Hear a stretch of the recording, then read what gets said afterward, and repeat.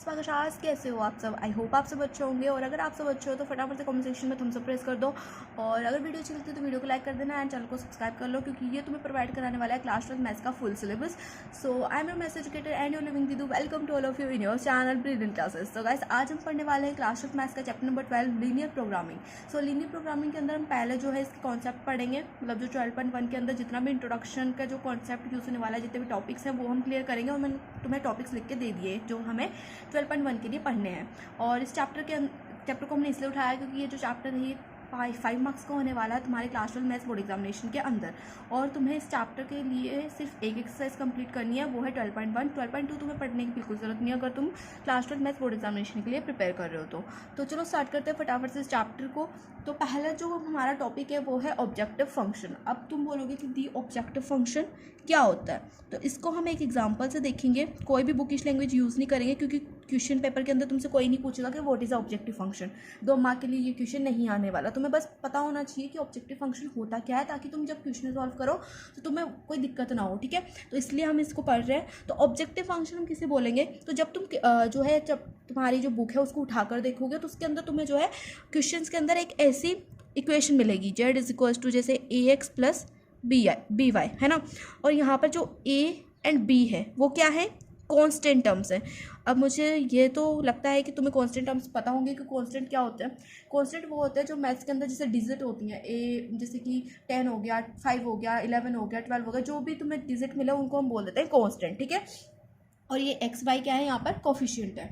तो ए और बी तो हो गई यहाँ पर कांस्टेंट टर्म्स, और इस टर्म को हम क्या बोल देंगे, इस टर्म को हम बोल देंगे ऑब्जेक्टिव फंक्शन। मतलब जब हम इन टर्म को क्या करेंगे, ये जो कौन से टर्म्स हैं इनको जब हम मैक्सिमम या मिनिमम करेंगे। अब मैक्सिमम मिनिमम कैसे, हम इसमें कोई नंबर मल्टीप्लाई करेंगे और जो हमें वैल्यू मिलेगी वो वैल्यू क्या होनी चाहिए। अगर हम देखेंगे कि कौन सी वैल्यू सबसे ज़्यादा बड़ी है या सबसे ज़्यादा छोटी है, जो भी हमें क्वेश्चन में पूछेगा, अब हमें कई बार देगा कि मैक्सिमम करो इन वैल्यूज़ को, कई बार बोलेगा कि मिनिमम करो वैल्यूज़ को।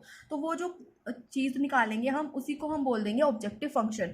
जो वैल्यू को मैक्सिमम मिनिमम करने का जो तरीका होता है, जो हमारा तरीका होता है, उसी को हम क्या बोल देते हैं, ऑब्जेक्टिव फंक्शन बोल देते हैं। और जब हम क्वेश्चन सॉल्व करेंगे तो तुम्हें अच्छे से क्लियर हो जाएगा, और मैं वहाँ पे अच्छे से क्लियर कर दूंगी कि ऑब्जेक्टिव फंक्शन एग्जैक्ट में क्या होता है। ठीक है, उसके बाद में जो हमारा नेक्स्ट टॉपिक आता है वो है कॉन्स्टेंट्स।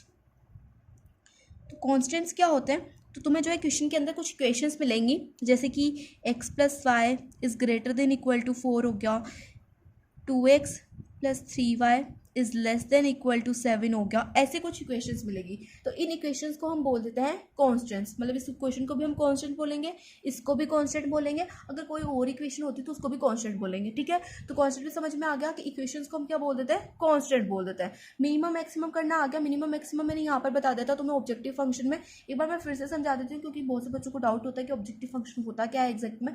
तो ऑब्जेक्टिव फंक्शन ये है कि जब हमारी ये कोई वैल्यू है ना, ये हमारी कोई इक्वेशन है, इसको हमें करना है या तो मैक्सिमम, या इसकी वैल्यू को हमें करना है मिनिमम, तो उसी चीज़ को उस तरीके को हम क्या बोलेंगे, ऑब्जेक्टिव फंक्शन बोलेंगे। कि मतलब वैल्यूज़ को मैक्सिमम मिनिमम करने का जो तरीका होता है उन्हीं को हम बोल देते हैं ऑब्जेक्टिव फंक्शन। अब ऑब्जेक्टिव फंक्शन की वैल्यू का तो मैं एक एग्जांपल देती हूँ। जैसे कि यहाँ पर हमें z is equal to given है 75x प्लस में 37y, ये हमें कोई गिवन है। ए और बी की जगह पे हमें कॉन्स्टेंट गिवन हो गया। तो अब इस पूरी चीज़ को जब हमें मैक्सिमम करना होगा या फिर मिनिमम करना होगा, तो उस तरीके को हम ऑब्जेक्टिव फंक्शन बोलेंगे। जैसे कि मैं आप अगर x की जगह पे कोई वैल्यू पुट कर दूं, y की जगह पे कोई वैल्यू पुट कर दूं, उनको मल्टीप्लाई करके जो आंसर आएगा, फिर ऐसे ही कोई और मेरे पास x y की वैल्यू पुट कर दूं, फिर कोई और x y की वैल्यू और पुट कर दूं, तो वो मैं जो वैल्यूज़ अलग अलग वैल्यूज़ पुट करूँगी x y की जगह पे, तो जो मुझे वैल्यूज़ मिलेगी उसमें मैं देखूंगी कि कौन सी वैल्यू मैक्सिमम है, मतलब कौन सी वैल्यू सबसे बड़ी है। अगर मुझे क्वेश्चन में बोला है कि सबसे बड़ी वैल्यू बतानी है, तो मैं सबसे बड़ी वैल्यू दे दूंगी क्वेश्चन के लिए आंसर में। अगर मुझे बोला गया है कि सबसे छोटी वाली वैल्यू बताओ, तो मैं सबसे छोटी वाली वैल्यू लिख के दे दूंगी कि ये सबसे छोटी वैल्यू आई, मैंने ये वैल्यूज पुट करी एक्स वाई की जगह पे, और मुझे ये वैल्यूज मिली, और उसमें मेरे पास ये जो वैल्यू है वो सबसे छोटी है। ठीक है, तो ये समझ में आ गया कि ऑब्जेक्टिव फंक्शन क्या होता है। उसके बाद में हमारा नेक्स्ट टॉपिक आता है कॉर्नर पॉइंट्स। अब कॉर्नर पॉइंट्स क्या होता है, अब ग्राफ तो मुझे लगता है सबने देखा होगा, क्लास 12th में आ गए तो सबने ग्राफ देखा होगा, है ना। तो ग्राफ के अंदर हम पहले क्या करते थे, 11th क्लास में हमारा लीनियर इनइक्वालिटीज नाम से एक चैप्टर था, जिसके अंदर हम जब ग्राफ बनाते थे तो हमें कुछ ग्राफ ऐसे मिलते थे, है ना। ग्राफ होता था, हमने कोई 2 पॉइंट्स प्लॉट किए, जैसे कि यहाँ पर तुम मान लो कि ये पॉइंट है 0,4 और ये पॉइंट है 4,5, 0। तो हम क्या करते थे, इन दोनों पॉइंट्स को ज्वाइन करते थे किसी लाइन के अलोंग। तो मैंने इन दोनों पॉइंट्स को ज्वाइन कर दिया किसी लाइन के अलोंग, है ना।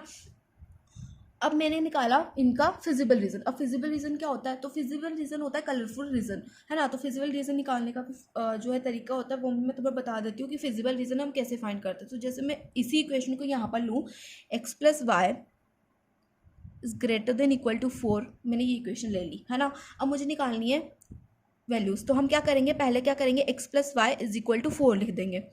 क्यों लिखा, इस साइन को जो है हमने इक्वल के साइन में चेंज कर दिया, और ये हम कर सकते हैं, ठीक है। चैप्टर नंबर 12 के अंदर तुम इस साइन को इक्वल में चेंज कर सकते हो, किसी भी साइन को, मतलब ऐसा साइन हो उसको भी इक्वल में लिख सकते हो, ऐसा हो उसको भी इक्वल में लिख सकते हो, इसको भी और इसको भी, इन सभी साइंस को तुम इक्वल में चेंज कर सकते हो। अब देखो, अब हम क्या करेंगे, एक्स और वाई की वैल्यूज पुट करेंगे, जिसे हम पॉइंट निकालते थे ना वही निकालना है सेम।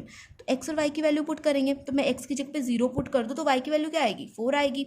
अगर मैं वाई की वैल्यू 0 पुट कर दूँ तो एक्स की वैल्यू 4 आएगी। ये आ गया मेरे पास पॉइंट, है ना। तो ये हो गया 0,4, ये हो गया 4,0, ठीक है। अब ये जो है ये लाइन है, इसकी इक्वेशन क्या है, इसकी इक्वेशन है ये, क्योंकि इसके अंदर ही तो हमने पॉइंट वैल्यूज पुट की एक्स और वाई की, तभी तो हमारे पास ये पॉइंट्स आए। तो यही क्या है, हमारी लाइन की इक्वेशन है। तो इसको यहाँ पर लिख दो, x + y is greater than equal to 4, ठीक है। यहाँ तक बात समझ में आ गई। अब मुझे ये बताओ कि जो एरो साइन हम बनाते थे क्लास 11th के अंदर, वो किस साइड बनेगा, और उसका मेथड क्या होता था एरो साइन बनाने का। तो उसका मेथड होता था, हम क्या करते थे, इस इक्वेशन के अंदर एक्स और वाई की जगह पे 0 पुट कर देते, एक्स की वैल्यू भी 0, वाई की वैल्यू भी 0। तो अगर मैं एक्स और वाई की वैल्यू 0 पुट करूंगी तो यहाँ पे भी 0 हो जाएगा, यहाँ पे भी 0 हो जाएगा, और 0 + 0 क्या होता है, 0 होता है। और यहाँ पर क्या आ जाएगा, 0 is greater than equal to 4।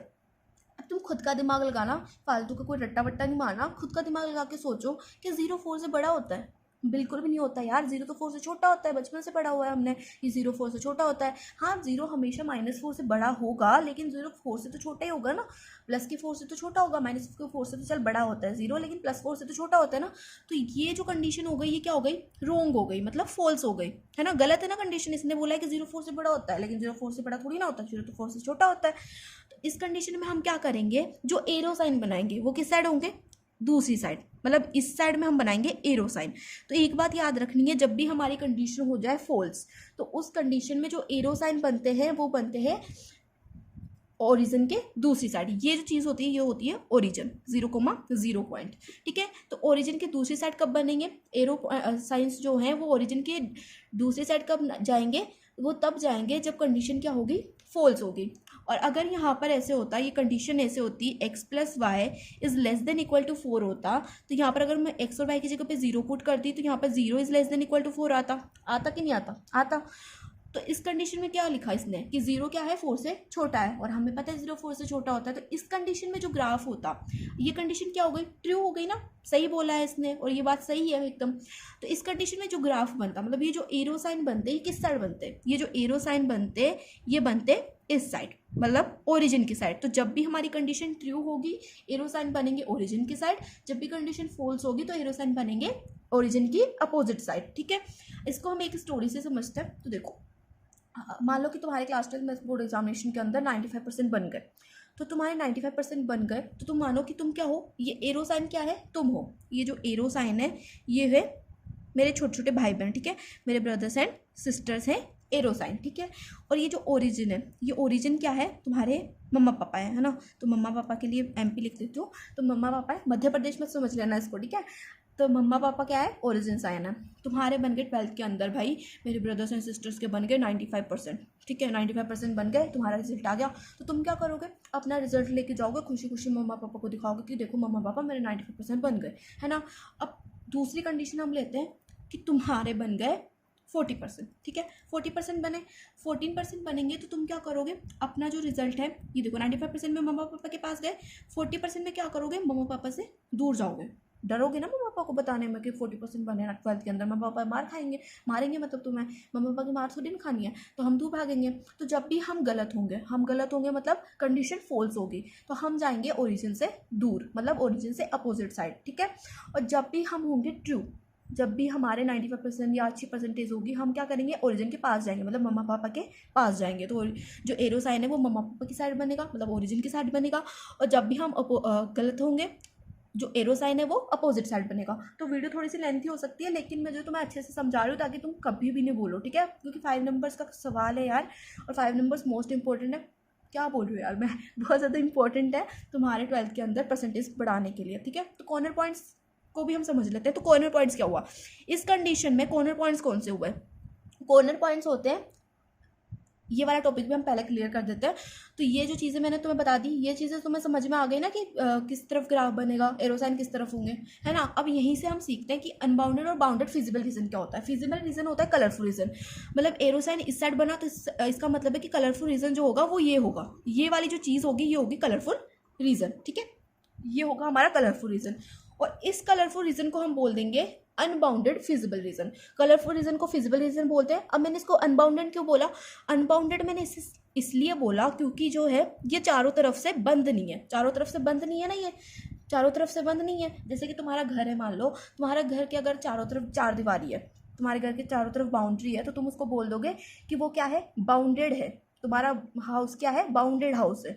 और अगर तुम्हारे घर के चारों तरफ चार दीवारी नहीं है तो तुम उसे बोलोगे अनबाउंडेड हाउस, है ना। तो इसी प्रकार इसी तरह से जब भी हमारा जो रीजन है वो बाउंडेड नहीं है, उसके चारों तरफ बाउंड्री नहीं है, तो उसको हम बोल देंगे अनबाउंडेड फिजिबल रीजन। और अगर उसके चारों तरफ बाउंड्री है, जैसे कि ये वाला, इस इक्वेशन के लिए हमारा जो फिजिबल रीजन है वो ये वाला है ना, इसको मैं ब्लैक लाइन से जो है डिनोट कर रही हूँ। तो इस कंडीशन के लिए हमारा फिजिबल रीजन ये वाला था, है ना। तो इस कंडीशन के लिए जो फिजिबल रीजन था, ये कौन सा फिजिबल रीजन होगा? ये होगा बाउंडेड फिजिबल रीजन, क्योंकि यहाँ पर क्या है, चारों तरफ बाउंड्री है, बंद है ना, ये लाइनों से, चारों लाइनों से बंद है चारों तरफ से, तो इसलिए हम इसको बोल देंगे बाउंडेड फिजिबल रीजन। और यहीं से अगर हम कॉर्नर पॉइंट समझे तो इसके कॉर्नर पॉइंट्स क्या हो जाएंगे, इसके कोने कौन कौन से हैं, ये है ना। अब तुम्हारे रूम के कितने कोने हैं, नीचे की साइड से जहाँ पे तुम फ्लोर पे बैठे हुए हो, तुम्हारे रूम में कितने कोने हैं, ये गिनो तुम एक बार, और गिन के मुझे कमेंट सेक्शन में बताओ कि तुम्हारे रूम में कितने कोने हैं। मेरे रूम तो भाई 4 दिख रहे हैं मुझे, नीचे की साइड से फर्स्ट पे जब मैं बैठी हूँ तो मेरे रूम में जो है 4 कोने हैं, ठीक है। तो वो जो कोने हैं उनको हम बोल देंगे corner points of the feasible region. तुम ऐसा मानो कि जो तुम्हारा रूम है, जो तुम्हारा फर्श है, वो क्या है, वो एक फिजिबल रीजन है। और जो कोने हैं, तुम्हारे जो कॉर्नर है तुम्हारे रूम के, उनको हम बोल देंगे कॉर्नर पॉइंट्स। तो तुम्हारे रूम में कितने कॉर्नर पॉइंट्स है? 4 कॉर्नर पॉइंट्स है। और जो वो एरिया है जहाँ पर तुम बैठे हुए हो वो क्या है, एक फिजिबल रीजन है। तो यहाँ पर जो है तुम्हारा चैप्टर नंबर 12 का जो पूरा का पूरा कॉन्सेप्ट है वो कंप्लीट होता है। और आई होप तुम्हें अच्छे से समझ में आ गया होगा। मैंने अच्छे से समझाने की कोशिश की है। मैंने तुम्हें ऑब्जेक्टिव फंक्शन समझा दिया, कॉन्स्टेंट समझा दिया, मैक्सिमम मिनिमम का फंडा बता दिया, कॉर्नर पॉइंट्स बता दिया, और बाउंडेड और अनबाउंडेड फिजिबल रीजन क्या होता है ये भी तुम्हें क्लियर कर दिया। तो इस चैप्टर के लिए तुम्हें सिर्फ 12.1 पढ़नी है, मैं दोबारा से बता रही हूँ। तो अब करते हैं 12.1 के क्वेश्चन नंबर 1 को सॉल्व। क्वेश्चन नंबर 1 हमें गिवन है, solve the following linear programming problems graphically. हमें क्या करना है, जो भी लीनियर प्रोग्रामिंग प्रॉब्लम्स हमें दी हुई हैं उन्हें हमें ग्राफिकली सॉल्व करना है। तो क्वेश्चन नंबर 1 है, maximise z is equal to 3x + 4y subject to the constants x + y is less than equal to 4, x is greater than equal to 0, y is greater than equal to 0। तो मैंने बोला था तुम्हें कि maximise और minimise करने का जो चीज़ होगी वो तुम्हारे क्वेश्चन के अंदर गिवन होगी। तो यहाँ पर देखो हमें क्या करना है, इस इक्वेशन को मैक्सिमाइज करना है। तो ये क्या है, हमारी ऑब्जेक्टिव फंक्शन है, और इसको हमें करना है मैक्सिमाइज, ठीक है। और इसके लिए मुझे जो कॉन्स्टेंट्स गिवन है, कॉन्स्टेंट्स क्या है, ये जो इक्वेशंस है ये है हमारी कॉन्स्टेंट्स। तो गिवन है x + y क्या है, x + y is less than equal to 4 है, x is greater than equal to 0 है, और y क्या है, ग्रेटर देन इक्वल टू 0। तो हम क्या कर सकते हैं, इसको इक्वल के साइन में चेंज कर सकते हैं। तो x + y is equal to क्या हो जाएगा, 4 हो जाएगा। तो यहाँ से x और y के लिए मैं पॉइंट्स निकालूँ तो x और y की जगह पे हम कोई भी वैल्यू पुट कर सकते हैं। मैं यहाँ पर 0 0 पुट करती हूँ क्योंकि वो थोड़ा सा कैलकुलेशन में सिंपल होता है। तुम चाहो तो 2 भी पुट कर सकते हो, 3 भी पुट कर सकते हो, इन्फिनिटी तक तुम कोई सी भी वैल्यू पुट कर सकते हो x और y की जगह पर, ठीक है। तो मैं इसको इसलिए पुट करती हूँ क्योंकि ये थोड़ा सा जो है सिंपल होता है कैलकुलेशन में, और जो ग्राफ होता है वो थोड़ा सा छोटा बनता है, ठीक है। तो देखो x की जगह पर अगर मैं 0 पुट करूँ तो y की जगह पर भी क्या आएगा, सॉरी x की जगह पे मैं 0 पुट करूँगी तो y की जगह पे क्या आएगा, 4 आएगा। y की जगह पे 0 पुट करेंगे तो x की जगह पे 4 आएगा। तो मेरे पास आ गए कुछ पॉइंट्स। अब इन पॉइंट्स को हम प्लॉट करेंगे नंबर लाइन के ऊपर। तो फटाफट से नंबर लाइन के ऊपर इन पॉइंट्स को प्लॉट कर लेते हैं नेक्स्ट पेज के ऊपर। तो पहले तो हम बना लेते हैं ग्राफ। मैंने नंबर लाइन बोला था, सॉरी ग्राफ के ऊपर प्लॉट करना था। तो ग्राफ बना लेते हैं। यहाँ पर आ जाएगा 1 2 3 4, और ये कौन सी है, ये है एक्स प्लेन सॉरी, है ना। और इधर की साइड में आ जाएगी माइनस की वैल्यूज़, -1 -2 -3। माइनस की वैल्यूज़ की हमें ज़रूरत नहीं है, इसलिए हम प्लस की वैल्यूज़ ही पुट करेंगे, ठीक है। तो 2 3 4, और मैं तुम्हें रिकमेंड करूँगी कि तुम इन सब चीज़ों को जो है, ये जो ग्राफ है इसको क्या करो, तुम ग्राफ बुक के ऊपर ही सॉल्व करो, क्योंकि तुम्हारे क्लास 12 के अंदर जो है तुम्हारे पास जो बोर्ड की कॉपी आएगी ना, उसके अंदर तुम्हें जो है ग्राफ गिवन होगा। और मुझे ये बात पता नहीं थी, और मैंने जो है जो क्वेश्चन था उसको मैंने आगे सॉल्व कर दिया था, और ग्राफ 2-3 पेज पीछे जो है जॉइंट किया हुआ था, तो वहाँ पर जो है मुझे क्वेश्चन सॉल्व करना चाहिए था, लेकिन मैंने जो क्वेश्चन है वो आगे सॉल्व कर दिया था, जिसकी वजह से मुझे पेज नंबर डालने पड़े थे ग्राफ के ऊपर। तो तुम ऐसी गलती ना करो, इसलिए मैं तुम्हें पहले बता देती हूँ। तुम्हारी जो ग्राफ जो तुम्हारी आंसर शीट आएगी उसके अंदर जो है एक ग्राफ का पेज भी आएगा, तो तुम्हें पहले चेक करना है, जो चैप्टर नंबर 12 का कोई भी क्वेश्चन सॉल्व करने से पहले तुम्हें चेक करना है कि वो ग्राफ किस जगह पे है। तो जिस जगह पे भी वो ग्राफ हो तो उसी के सामने तुम्हें क्वेश्चन को सॉल्व करना है, एंड ग्राफ के अंदर तुम्हें जो है ऐसा ग्राफ बना के देना है, ठीक है। और पेंसिल से बनाना है, पेंसिल नहीं बनाना, ठीक है। अब देखो हमारे जो एक्स और वाई की वैल्यू क्या थी, एक्स और वाई की वैल्यू थी 0 4 4 0, है ना। इसको हम प्लॉट कर देंगे ग्राफ के ऊपर। तो एक बात याद रखना, एक्स वाली लाइन के ऊपर कहीं भी चले जाओ एक्स की वैल्यूज बढ़ेंगी, वाई की वैल्यू हमेशा रहेगी 0। और वाई वाली लाइन के ऊपर तुम कहीं भी चले जाओ, ये एक्स वाली लाइन होती है, ये एक्स डैश होता है, ये वाई डैश होता है, और ये वाई वाली लाइन होती है, ठीक है। तो देखो वाई के ऊपर तुम कहीं भी चल जाओ, वाई की वैल्यूज बढ़ती जाएंगी, लेकिन एक्स की वैल्यू हमेशा रहेगी 0, ठीक है। एक्स वाली लाइन पे वाई की वैल्यू 0 रहती है, वाई की लाइन पर एक्स की वैल्यू 0 रहती है, ठीक है। तो एक्स की वैल्यू 0 है जब वाई की वैल्यू 4 है, तो वाई की वैल्यू 4 कहाँ पर है, यहाँ पर है ना। तो इस जगह पर एक्स की वैल्यू क्या होगी, 0 होगी, और इसको हम लिख देंगे, कौन सा पॉइंट है ये, 0,4। अब मैंने 0,4 ही क्यों लिखा, मैंने 4,0 क्यों नहीं लिखा। तो देखो पॉइंट्स को हम कैसे लिखते हैं, एक्स कोमा वाई की फॉर्म में लिखते हैं ना। तो यहाँ पर एक्स की वैल्यू 0 थी और वाई की वैल्यू 4 थी, इसलिए इसको हमने लिखा 0,4, ठीक है। अब मुझे एक्स की वैल्यू 4 पर वाई की वैल्यू क्या मिल रही है, 0 मिल रही है। तो यहाँ पर एक्स की वैल्यू 4 है, यहाँ पर वाई की वैल्यू क्या होगी, 0 होगी। तो इस पॉइंट को हम बोल देंगे 4,0। इसको भी हमने एक्स कोमा वाई की फॉर्म में ही लिखा है, तो यहाँ पे आ गया 4,0, ठीक है।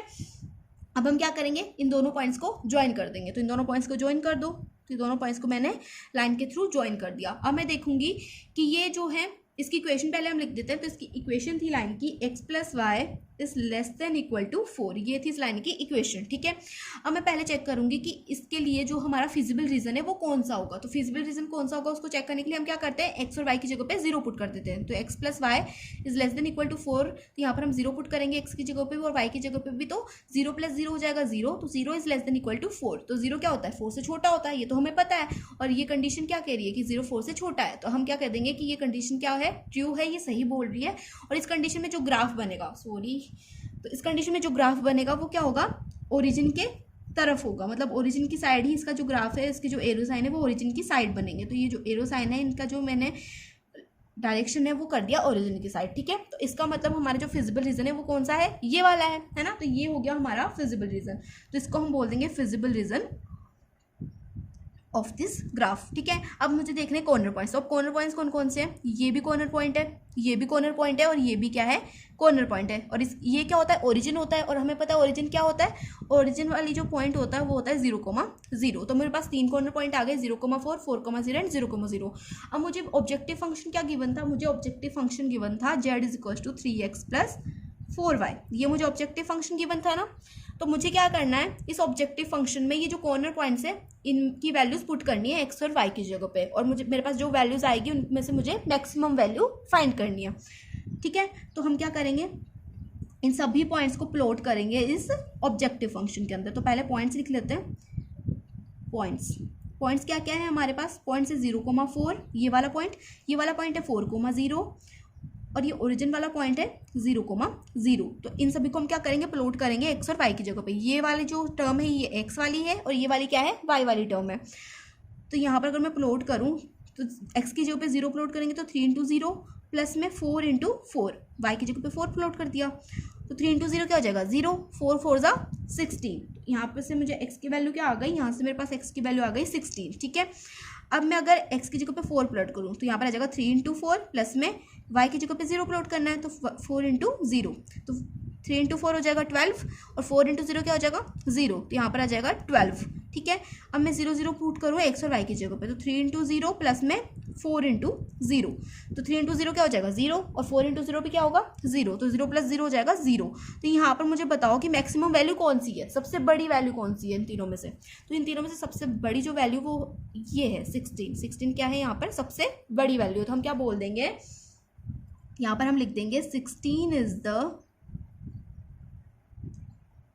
सॉरी यहाँ पर ऐसे लिखेंगे 16 इज द मैक्सिमम वैल्यू। 16 क्या है? मैक्सिमम वैल्यू है। यहाँ पर हमारा क्वेश्चन नंबर 1 क्या होता है?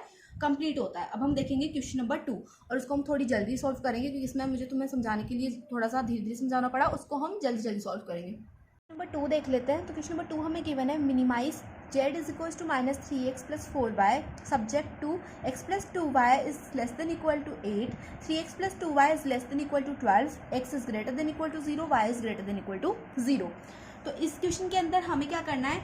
इस ऑब्जेक्टिव फंक्शन को करना है मिनिमाइज, मतलब इसकी सबसे छोटी वैल्यू हमें फाइंड करनी है। ठीक है, तो इसके अंदर हमें 2 इक्वेशंस गिवन है। तो दिस इज डजेंट मैटर कि जो है तुम्हें 2 इक्वेशन गिवन है, तुम्हें 10 इक्वेशन गिवन है, ये कभी मैटर नहीं करता। मैटर करता है मेथड। क्वेश्चन को सॉल्व करने का मेथड अगर तुम्हें आता है तो तुम्हारे पास चाहे 10 इक्वेशन गिवन हो, तुम उनको आराम से सॉल्व कर सकते हो। ठीक है, तो यहाँ पर 2 इक्वेशन गिवन है, तो इसके लिए भी हम क्या करेंगे? एक्स और वाई की वैल्यूज निकालेंगे, मतलब पॉइंट्स निकालेंगे। तो पहले हम इसके लिए निकाल देते हैं। तो यहाँ पर हमें गिवन है x + 2y, यहाँ पर है लेस देन इक्वल का साइन, तो इसकी जगह पे हम लिख देंगे इक्वल का साइन। ठीक है, चेंज कर दिया हमने इसको इक्वल के साइन में, इज इक्वल टू आ गया 8। अब मुझे x और y की वैल्यूज चाहिए, है ना, x और y के पॉइंट्स चाहिए। तो x और y की हम क्या वैल्यूज पुट करें कि हमारे पास जो है पॉइंट्स आ जाए? तो तुम कोई भी वैल्यू पुट कर सकते हो, मैं तुम्हें फिर से बता रही हूँ। मैं यहाँ पर पुट करूँगी 0। ठीक है, तो अगर मैं x की जगह पे 0 पुट कर दूँ तो यहाँ पर ये वाली जो जगह है ये तो 0 हो जाएगी, है ना। और यहाँ पर क्या आ जाएगा? 2y इक्वल्स टू 8 आ जाएगा। यहाँ पर 2 मल्टीप्लाई में y के साथ, उस साइड जाते ही डिवाइड में हो जाएगा, मतलब 8 के डिवाइड में हो जाएगा। तो y इक्वल्स टू हो जाएगा 8/2, 8/2 हो जाएगा 4। तो 0 पुट करने पर y की वैल्यू आ रही है 4। अगर मैं y की जगह पे 0 पुट कर दूँ तो x की वैल्यू आ जाएगी 8, क्योंकि y 2 × 0 हो जाएगा 0, x इक्वल्स टू हो जाएगा 8। ठीक है, सिंपल कैलकुलेशन है, इसलिए मैं तुम्हें इनको पेज के ऊपर सॉल्व करके नहीं बता रही हूँ।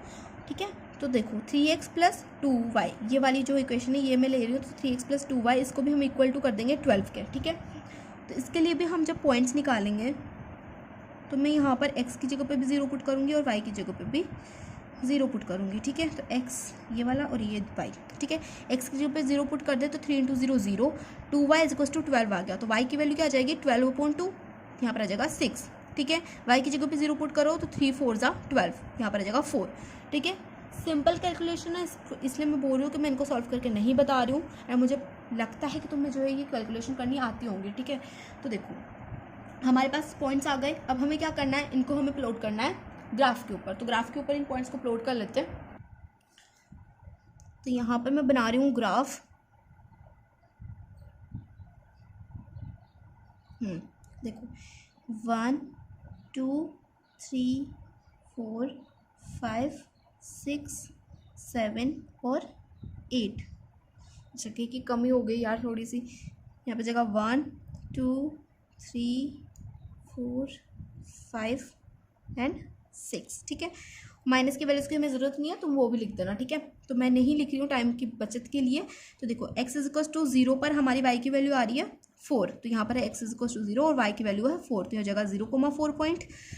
x की वैल्यू 8 है तो y की वैल्यू क्या है? 0 है, तो इस जगह पर हो जाएगा 8,0। ठीक है, तो इन दोनों पॉइंट्स को ज्वाइन कर देते हैं और ये जो लाइन है इसकी इक्वेशन है x + 2y is less than equal to 8। अब इस वाली लाइन के लिए पॉइंट्स को प्लॉट कर देते हैं। x की जब वैल्यू 0 है तो y की वैल्यू है 6, तो यहाँ पर ये जो पॉइंट है हो जाएगा 0,6। ठीक है, और x की जब वैल्यू 4 है तो y की वैल्यू है 0, तो हो जाएगा 4,0। इन दोनों पॉइंट्स को भी ज्वाइन कर दो। तो इन दोनों पॉइंट्स को ज्वाइन करने पर ये जो इक्वेशन है लाइन की ये हो जाएगी 3x + 2y is less than equal to 12। ठीक है, अब हमें निकालना है इन दोनों के बीच का फिजिबल रीजन। तो इन दोनों के लिए फिजिबल रीजन कौन सा होगा ये हमें फाइंड करना है, मतलब इनके बीच में जो कॉमन रीजन होगा वो कौन सा होगा। ठीक है, तो कॉमन रीजन निकालने के लिए हम क्या करेंगे? पहले हम क्या करें? वही चीज़ जो हम करते थे ना, x और y की जगह पे 0 पुट कर देते थे, वही करना है। तो इक्वेशन क्या है मेरे पास? x + 2y is less than equal to 8 और दूसरी इक्वेशन है 3x + 2y is less than equal to 12। तो x और y की जगह पे 0 पुट कर देंगे। तो अगर मैं x की जगह पे 0 पुट कर दूं, y की जगह पे भी 0 पुट कर दूं, तो 2 × 0 हो जाएगा 0। यहाँ पर पूरा क्या हो जाएगा? 0 हो जाएगा ना, x + y जो है 0 हो जाएगा। तो 0 is less than equal to 8, तो ये कंडीशन तो हो गई ट्रू, क्योंकि 0 तो छोटा होता है ना 8 से, तो ये कंडीशन हो गई ट्रू।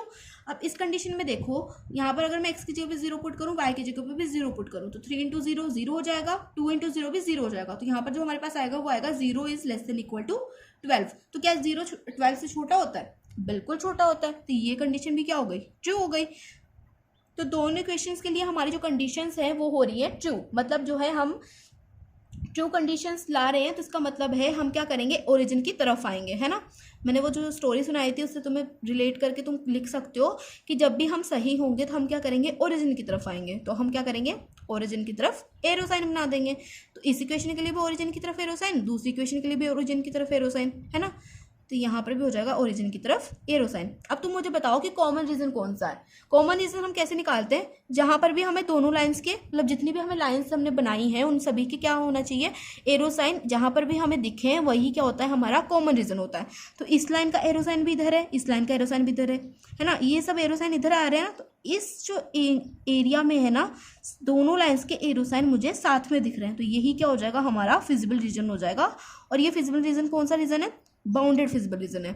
अब इसके अंदर मुझे चाहिए पॉइंट्स, तो हम कॉर्नर पॉइंट्स देख लेते हैं। तो पहला जो कॉर्नर पॉइंट है वो तो ये वाला है, दूसरा कॉर्नर पॉइंट ये वाला है, तीसरा ये वाला है, और चौथा यहाँ पर, ये जहाँ पर क्रॉस हो रहा है ना, ये भी तो क्या है, कॉर्नर पॉइंट है ना।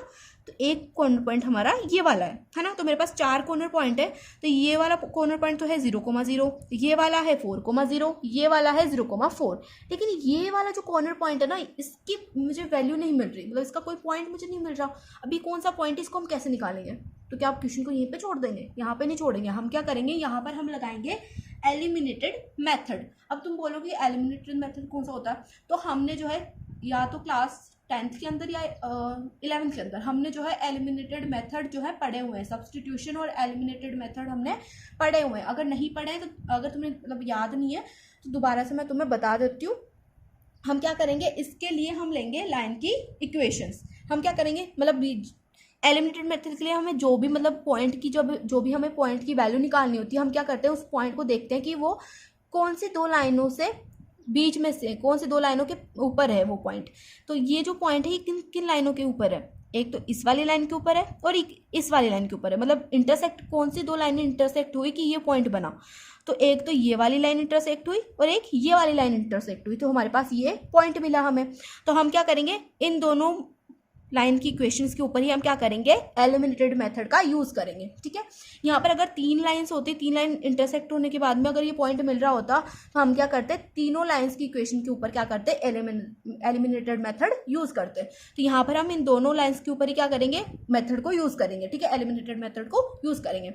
तो 3x + 2y is less than equal to 12 ले लेंगे और एक x + 2y is less than equal to 8 ले लेंगे। और इसके अंदर हम क्या करेंगे, इक्वल साइन यूज करेंगे। ठीक है, ये जो हमारा ये वाला जो साइन है ना, इसको यूज नहीं करेंगे, हम यहाँ पर लगाएंगे इक्वल साइन। तो देखो, फर्स्ट इक्वेशन हो गई मेरे पास x + 2y is equal to 8 और दूसरी इक्वेशन हो गई मेरे पास 3x + 2y is equal to 12। इसमें लगा देते हैं एलिमिनेटेड मेथड। अब मैं क्या करूँगी, इनमें मैं क्या करूँगी, सब्ट्रैक्शन लगाऊंगी, मतलब यहाँ पे मैं माइनस करूँगी। ठीक है, दोनों इक्वेशन को माइनस कर रही हूँ। तो यहाँ पर मैं माइनस करूँगी तो यहाँ पर भी माइनस का साइन आ जाएगा, यहाँ पे माइनस का साइन आ जाएगा। तो ये है प्लस का 2y, ये है माइनस का 2y, है ना। तो प्लस के 2y से माइनस का 2y कैंसिल हो जाएगा, तो ये टर्म हो गई हमारी कैंसिल।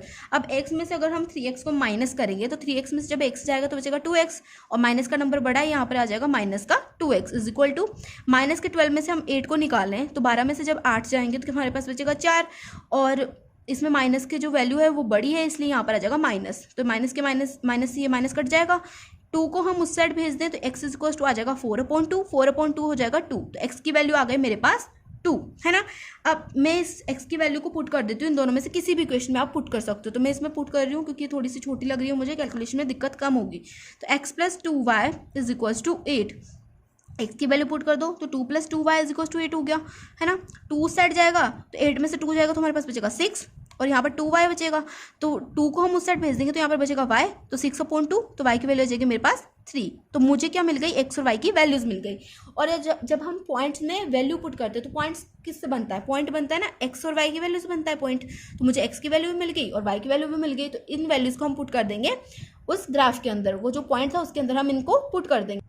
तो अगर हम इस पॉइंट को देखें तो इसकी वैल्यू क्या हो जाएगी, x, y की फॉर्म में होता है कोई भी पॉइंट, तो यहाँ पर हो जाएगा x की वैल्यू थी 2 और y की वैल्यू आई थी 3, तो ये पॉइंट हो गया, ये हो गया 2,3। अब हम क्या करेंगे, इन सभी पॉइंट्स को लेंगे और इस वाली जो इक्वेशन है इसको लेंगे और इन सभी पॉइंट्स को इस इक्वेशन में पुट करके देखेंगे और देखेंगे कि सबसे छोटी वैल्यू कहाँ पर मिलती है और जो सबसे छोटी वैल्यू होगी वही इस क्वेश्चन का आंसर होगी। तो फटाफट से देख लेते हैं।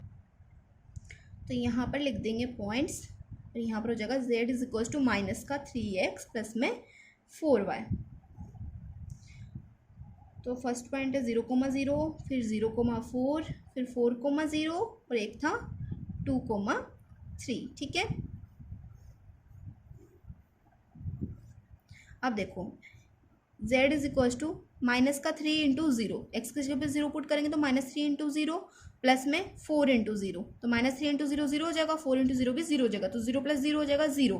ठीक है, अब यहाँ पर -3 इंटू 0 होगा प्लस में 4 इंटू 4, ये x वाली वैल्यू है और ये y वाली वैल्यू है। ठीक है, x की जगह पे 0 पुट करेंगे, y की जगह पे 4 पुट करेंगे, हर एक पॉइंट के लिए यही कंडीशन है। ठीक है, तो यहाँ पर देखो 3 इंटू 0 हो जाएगा 0, 4 4 जा 16, z is equal to minus का 3 इंटू में 4 प्लस में 4 इंटू 0।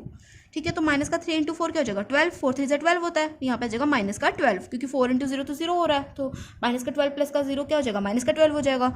अब यहाँ पर आ रहा है 2,3, तो z is equal to -3 into 2 plus में 4 इंटू 3, तो -3 इंटू 2 हो जाएगा, -3 इंटू 2 हो जाएगा 6, माइनस का 6 हो जाएगा, 4 3 हो जाएगा 12, तो माइनस का 6 प्लस का 12, तो यहाँ पर जो हमारी वैल्यू आएगी वो आएगी माइनस प्लस क्या 6, प्लस का 6 हमारे पास बचेगा। 12 में से जब हम -6 माइनस करेंगे तो हमारे पास बचेगा प्लस का 6। ठीक है, अब यहाँ पर देखो सबसे छोटी वैल्यू कौन सी आ रही है। अब तुम बोलोगे दीदू फटाफट से तुम बोलोगे दीदू 0 क्या है सबसे छोटा है, तो 0 सबसे छोटा नहीं है, एक बार ढंग से देखो यहाँ पर क्या आ रहा है माइनस का 12 भी आ रहा है ना, तो माइनस की वैल्यूज़ क्या होती है हमेशा 0 से छोटी होती हैं, तो हम बोल देंगे -12 क्या है यहाँ पर मिनिमम वैल्यू है, तो हम लिख देंगे -12 इज द मिनिमम